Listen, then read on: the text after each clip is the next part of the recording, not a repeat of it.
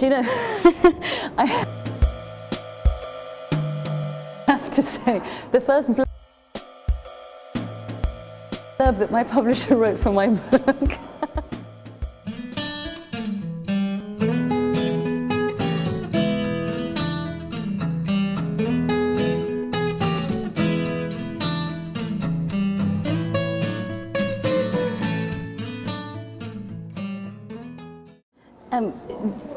Do you know, the first person that comes to mind is the character of one of my favourite novels, which is called Decline and Fall by Evelyn Waugh. And it's this hapless protagonist, Paul Pennyfeather, to whom all sorts of really random things happen without him being in control of them.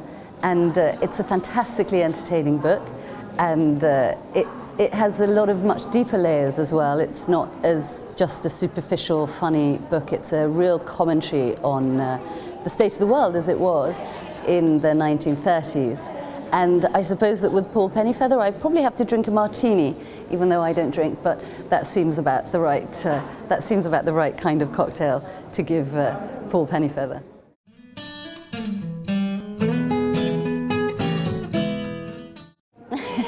Do you know, I have to say, the first blurb that my publisher wrote for my book, well, they just happened to have some inaccuracies. So I did wonder whether the person that had actually written the blurb for my book had read my book. So there was an awful lot of corrections that had to happen.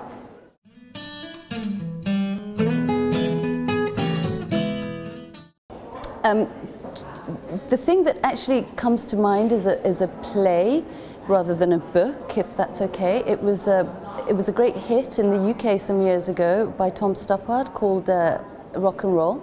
I did like it very, very much, but it was universally acclaimed, I thought, in a slightly lazy way, possibly because Tom Stoppard is such a hero.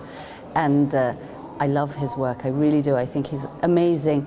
And I thought that this was a great play, but I thought that there was a certain amount of over-intellectualizing of a situation which perhaps he couldn't emotionally connect to. And no one seemed really to address that in the reviews.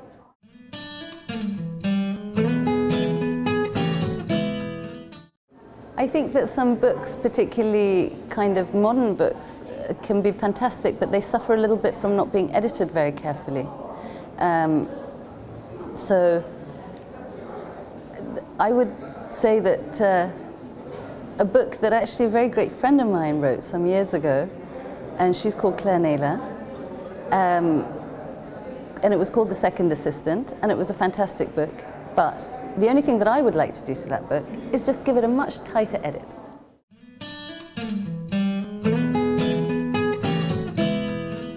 You know that I have to say that Salman Rushdie's Midnight's Children, absolutely inspired me in the style of his writing, the way that he wrote. I just thought, wow, I wish I could do that.